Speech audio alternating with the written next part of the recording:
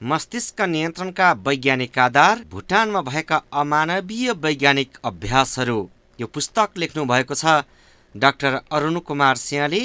यसलाई अनुवाद गर्नुभएको छ मुक्तिनाथ घिमिरेले। यसको प्रस्तावनामा लेखिएको छ, नागरिकमा प्रयोग गरिएको मस्तिष्क नियन्त्रणको विधिलाई राज्यहरूले पूर्ण रूपमा अस्वीकार गर्दै ती आरोपहरूलाई पागल प्रलापको रूपमा स्वराङ्कित गरेको पाइन्छ। यस्ता परीक्षणहरू प्रायजसो गोप्य तवरले प्रत्यक्ष वा अप्रत्यक्ष रूपमा सैनिक, सुरक्षा निकाय वा गुप्तचर निकायको सहकार्यमा भइरहेका हुन्छन्। त्यसैले राष्ट्रिय सरकारको आवरणमा यसका सबै पक्षहरूलाई ढाकछोप गरिराखिएको हुन्छ। पीडितको दाबीलाई प्रमाणित गर्ने बलिया प्रमाणहरूको कमी सर्वत्र छ। निरक्षर नागरिकमाथि यी दर्दनाक परीक्षणहरू भइरहेको बारेमा सर्वसाधारण जानकार छैनन्। त्यसो त समाजका शिक्षित वर्ग समेत वैज्ञानिक अनुसन्धानका नाममा भइरहेका यस्ता अमानवीय व्यवहारप्रति अनभिज्ञ छन्। फलत प्रताडित व्यक्तिहरूकै माध्यमबाट सत्यसम्म पुग्ने कुरालाई आशंका र भयका साथ हेर्ने गरिन्छ।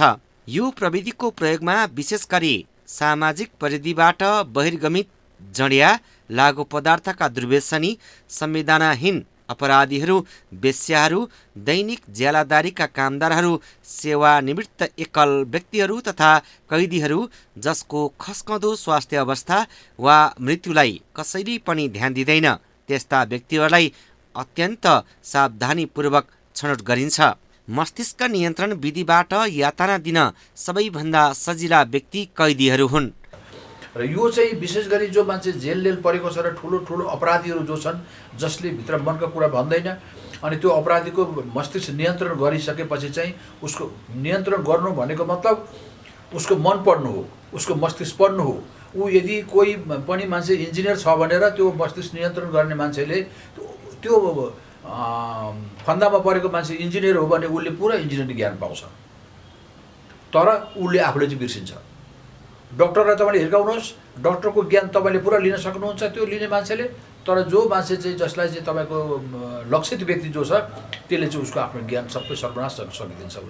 उसले चाह्यो भने खोलिदिन्छ, चाहेन भने उसले बनाएर राख्छ। र यसमा चाहिँ जब चाल पाइन्छ कि म त पराधीनमा छु, अर्काले हरेक कुरा म कहीँ गएर कसैसँग बोल्दैछु, कोहीसँग म सम्पर्क गर्दैछु, त्यहाँ नजा भन्छ, त्यहाँ जान दिँदैन, या त्योसँग बोलेका कुराहरू मैले गोप्य भनेका कुराहरू यसले यस्तो कुरो भनेर बाहिर गरिदिन्छ भन्ने चाल पाइसकेपछि चाहिँ अनि आफै सतर्क भएर रहन सक्नुपर्ने हुन्छ। भारतको पहिलो प्रधानमन्त्री स्वर्गीय जवाहरलाल नेहरूले आफ्नो आत्मकथामा जेलमा हुने दुई महत्त्वपूर्ण कुराहरूका बारेमा वर्णन गरेका छन्: सरकारी संयन्त्र, जेल प्रशासन र एकान्त कारावास।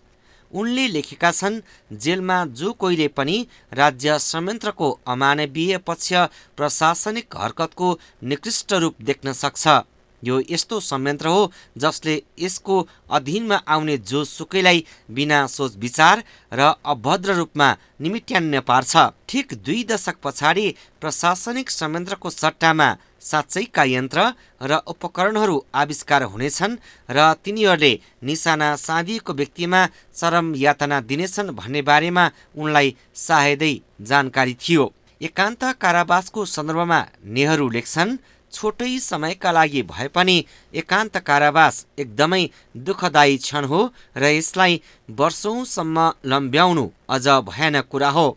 यसले मस्तिष्कलाई बिस्तारै तर निरन्तर ह्रास बनाउँदै पागलपनको सीमासम्म ल्याइ पुर्याउँछ। फलत बन्दी शून्यमा हराएको अथवा डराएको जनावर जस्तो त्रसित देखिन्छ। यो अंशबाट गरिने हिम्मतको हत्या हो, आत्माको सुस्त चिरफार पनि हो। मानिस यसबाट बाँच्यो भने पनि ऊ असामान्य र संसारका लागि पूर्ण रूपमा बेकामे व्यक्ति बन्न पुग्छ। नेहरूको टिप्पणीबाट 10 वर्षसम्म भुटानको जेलमा मस्तिष्क नियन्त्रण प्रविधिद्वारा दिइएको निरन्तर यातना सँगसँगै एकान्त कारावासमा राखिएका व्यक्ति टेकनाथ रिजालको पीडा कति भयानक थियो होला भन्ने कल्पना गर्न सकिन्छ। जब उनले खोपडीभित्र आवाज वा असम्बद्ध विचार तथा उनको मस्तिष्कमा अचानक देखा परेका दृश्यहरूका बारेमा कुरा गरे, यस सम्बन्धी कसैलाई कुनै ज्ञानै थिएन। कसैले पनि उनको अनुभवलाई विश्वास गरेनन्। पीडितको अनुभवलाई विश्वास नगर्नु पछाडिका कारण अनौठा छन्। पीडितहरू बाहिरबाट एकदमै सामान्य देखिन्छन् भने भित्रबाट पूर्ण रूपमा विक्षिप्त। यस्तो भित्री विक्षिप्तता कसैलाई देखाउन पनि मिल्दैन। यो अरूले बोध गर्ने, अनुभव गर्ने, बुझ्ने र कल्पना गर्ने अवस्था हो। तर त्यसको पुष्टि गर्ने आधारको अभावमा यो कठिन कार्य बन्छ। परिणामस्वरूप अधिकांश मानिस यसलाई आशंका र भयको दृष्टिले हेर्ने गर्छन्। मस्तिष्क नियन्त्रण गर्नु भनेको तात्पर्य चाहिँ व्यक्तित्व, पर्सनालिटी चेन्ज, एउटा त्यो मान्छेको उसको व्यक्तित्वमाथि नै हमला गर्नु हो। यदि कोही मान्छे साधु छ भने उसलाई डाका बनाउनु पर्यो भने त्यो मान्छे डाका हुन्छ। यदि कुनै डाका छ तर उसलाई भित्रबाट चाहिँ केही ज्ञान दिएर चाहिँ उसलाई साधु बनाउनु पर्यो भने एकदम पक्का भक्त साधु हुन्छ हो। यो दुई खाले, एउटा पहिला चाहिँ मान्छेको दिमागमा झुकिएर बेहोस बनाएर कसरी, कि त उसलाई जाने जबरजस्ती गरेर बाँधेर शरीरमा कोही चिप्स लगाइदिने, त्यो रहेछ। तर अहिले आधुनिक पछिल्लो जमानामा चाहिँ त्यो गर्नु पर्दैन। जसरी तपाईँले एउटा रिमोट कन्ट्रोलबाट जसरी तपाईँले टिभी सञ्चालन गर्नुहुन्छ, टिभीलाई अन गर्नुहुन्छ, त्यसरी नै त्यो मान्छेलाई चाहिँ त्यो रिमोट कन्ट्रोलबाट तपाईँलाई आक्रमण गरिसकेपछि त्यो आक्रमण गरेको 36 सेकेन्डभित्रमा तपाईँ पूर्ण रूपले अर्काको अधीनमा पर्नुहुन्छ। त्यसपछि तपाईँलाई उसले केही पनि गर्न सक्छ। सन् 1996 पछाडि भुटानी शरणार्थीसँगको साहचर्यले 2 दशकको अवधिमा जब टेकनाथ रिजाललाई सन् 2000 मा पहिलो पटक भेटे, उनले मसँग आफ्ना अनुभवहरू बाँडे। मैले दोस्रो विश्वयुद्धको इतिहास पढेको थिएँ र यस्तै खालको कार्य यहुदी बन्दीहरूमा जर्मन वैज्ञानिकहरूले पनि गरेको स्मृति मेरो मस्तिष्कको अन्तर्कुन्तरमा जीवितै रहेको थियो। तालिम प्राप्त वैज्ञानिकका रूपमा यसले मलाई यो मृत्युदायक अभ्यासको वैज्ञानिक आधार पत्ता लगाउन उत्सुक बनायो। जब मैले संयुक्त राज्य अमेरिका, युरोपियन युनियनका राष्ट्रहरू, दक्षिण एसिया र दक्षिण पूर्वी एसियाका राष्ट्रहरू, अस्ट्रेलिया र अन्य देशमा जाने अवसर पाउँथे, तब नियमित छलफलका क्रममा मैले यो सवाल उठाएँ। यसका साथै मैले यससँग सम्बन्धित लेख रचना र इन्टरनेट जस्तो ज्ञानको नयाँ स्रोतलाई पनि अन्वेषणमा प्रयोग गर्न थालेँ। बितेका 60 वर्षमा मस्तिष्क नियन्त्रणको विषयवस्तु एक विज्ञानकै रूपमा विकसित भएको र यस क्षेत्रमा अथाह प्रगति भएको सन्तासयुक्त जानकारी मैले पाएँ। यति धेरै कि सन् 2011 मा वैज्ञानिकहरूले एउटा मस्तिष्कको स्मृति, सिकाइ र आचरणलाई रेकर्ड वा डाउनलोड गरी अर्को व्यक्तिको मस्तिष्कमा सार्न सकिने एक उपकरणको आविष्कार गरेका थिए। अन्तर्यमा यो परिदृश्य निकै डरलाग्दो छ। विकासशील वा विकसित दुवै प्रकारका अधिकांश राष्ट्रहरू यस किसिमको अमानवीय अनुसन्धानमा लागेका छन्। यस कार्यका लागि एकातिर विशाल स्रोत, साधन, मौद्रिक, प्राविधिक, जनशक्ति र कृत्रिम वृद्धि सबै समर्पित गराएका छन् भने अर्कोतर्फ समाजको ठूलो हिस्सा दैनिक रूपमा बाँच्नका लागि सङ्घर्ष गरिरहेको छ। टेकनाथ रिजाललाई 2 कुराका लागि आदर र प्रशंसा गर्नुपर्छ। पहिलो, भुटानी जेलमा काली लाग्दो यातनाबाट पीडित भए तापनि यस परिस्थितिमा सम्भव भएसम्म उनले आफ्नो मानसिक सन्तुलन कायम राखि नै रहेका छन्। र दोस्रो, राजाका कुकार्यलाई विश्व सामु उजागर गर्नु नै उनको जीवनको लक्ष्य बनेको छ। भुटानले यी दक्षिण भुटानीमाथि गरेको जुन अन्याय, अत्याचार, जुन अपराध छ, त्यो चाहिँ कतैबाट पनि मेरो मनले नस्वीकार्दो रहेछ।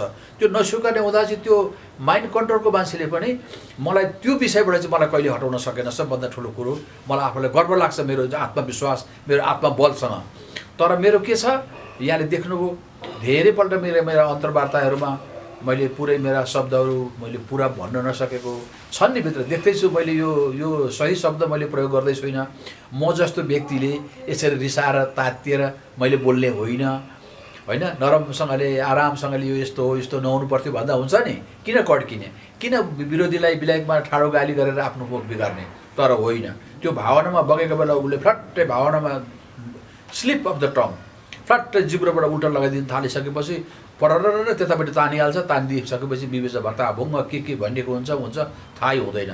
अनि एउटा कुरा थाल्यो, त्यो कुरा नसकिकन त्यो कुरालाई लेखदेखि गरेर कहाँ लगिरहेको छ प्रश्न गरी भन्न नसक्ने हुन्छ। र मेरो पनि त्यो कमजोरी छ। तर म केमा छु भने मलाई तमाम अरू कमजोरी गरेको होस्, जे होस् जसो होस्, मलाई बोल्न दियोस् नदियोस्, चाहे उसले मेरो चरित्र हत्या गर्नका लागि विश्वको अगाडि मलाई कमजोर देखाउने प्रयास गरोस्, तर उसले गरेको जुन अपराध छ त्यो अपराधको पछि चाहिँ म किञ्चित पछि हट्दिनँ भन्न चाहिँ दृढ सङ्कल्पित भएर मलाई आएको हुनाले गर्दा चाहिँ मलाई उसले यो मेरो लक्ष्यबाट चाहिँ उसले मलाई टलमल गर्न नदिएको अवस्था नभएको हुँदा चाहिँ उसले के गर्दैछ भने दिनदिनै मलाई एकदम एक्लो पार्ने, सरकारलाई पनि भन्ने यसले गर्दा हो भन्ने, मलाई सहायता गर्ने साथीभाइलाई पनि गोप्य रूपले गएर हेर त यस्तो बोल्छ, यस्तो गर्छ, यसले कहाँ काम गर्न सक्छ, यो त यस्तो मान्छे हो, यो यस्तो खालको हो, यो पहिलेदेखि नराम्रो मान्छे हो भनिदिने, जे पाए त्यो लेखिदिने, त्यो पारा गरेर चाहिँ मलाई तोड्न चाहिँ खोजेको छ।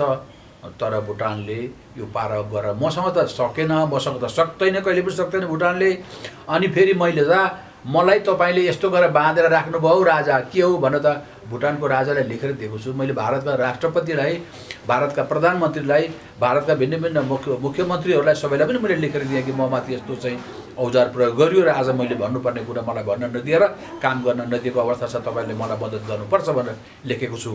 अब यिनै जुन लेखक छन्, हजुरले यो किताब हजुरको हातमा परिसकेछ, पछि गएर हजुरले यसमा हेर्नु होला। 20मा एक ठाउँमा यी लेखकले भनेका छन् कि भुटान जस्तो मुलुकमा यस्तो यन्त्र कहाँबाट गयो भनेर मान्छे सोध्छन्, कस्तो नबुझेको, यो त भारतको सबै, भुटानको सबै त्यहाँको प्रशासनिक विदेश नीति हरेक कुरा भारतको हातमा छ भने यो यन्त्र पनि भारतले दिएको हो नि भनेर भनेको छ।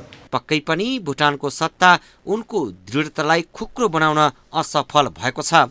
अब रिजालले आफ्ना अनुभवहरूलाई किताबको रूपमा सार्वजनिक गरे यस्ता कुराहरू आजको विश्वमा सम्भव छन् भन्ने विश्वास गर्न धेरैले इन्कार गरे। मानिसले उनका कुरालाई विश्वास नगर्दा उनी अति पीडित र व्यथित बनेका छन्। त्यही समयमा मेरो मस्तिष्कमा विचार अङ्कुरित भयो कि म आफ्नो ज्ञानलाई मस्तिष्क नियन्त्रणको यो विषयवस्तुमा प्रस्तुत गर्न सक्छु जसले मानिसलाई यसबारे बुझ्न सहयोग होस्।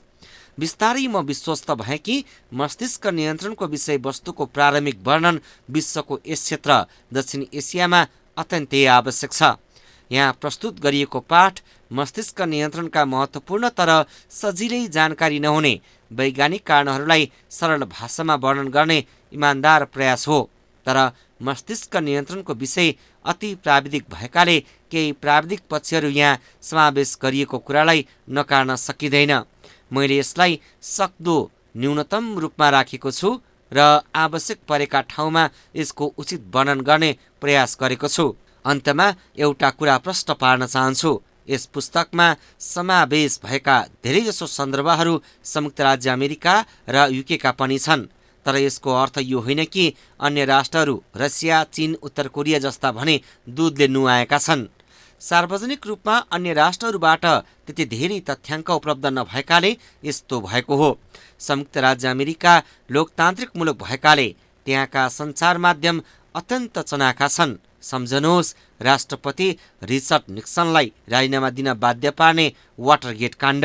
त्यहाँ निश्चित समयपछि दस्तावेजहरू सार्वजनिक गर्ने प्रचलन छ। सूचना ऐनको स्वतन्त्रता र नागरिकका लागि उपलब्ध अन्य फोरमहरूले अन्य राष्ट्रको तुलनामा तथ्याङ्क सहज उपलब्ध छ। हाम्रो आफ्नो क्षेत्र दक्षिण एसियाका अधिकांश राष्ट्रहरू भुटान, भारत, नेपाल, पाकिस्तान र श्रीलङ्कामा समेत यस्ता गैरघातक हतियारहरू छन्। तर यसको जानकारीलाई अत्यन्तै गोप्य रूपमा राखिएको छ र सार्वजनिक क्षेत्रमा त्यति धेरै उपलब्ध छैनन्। डाक्टर अरुण कुमार सिंह, मस्तिष्क नियन्त्रणका वैज्ञानिक आधार पुस्तकका लेखक।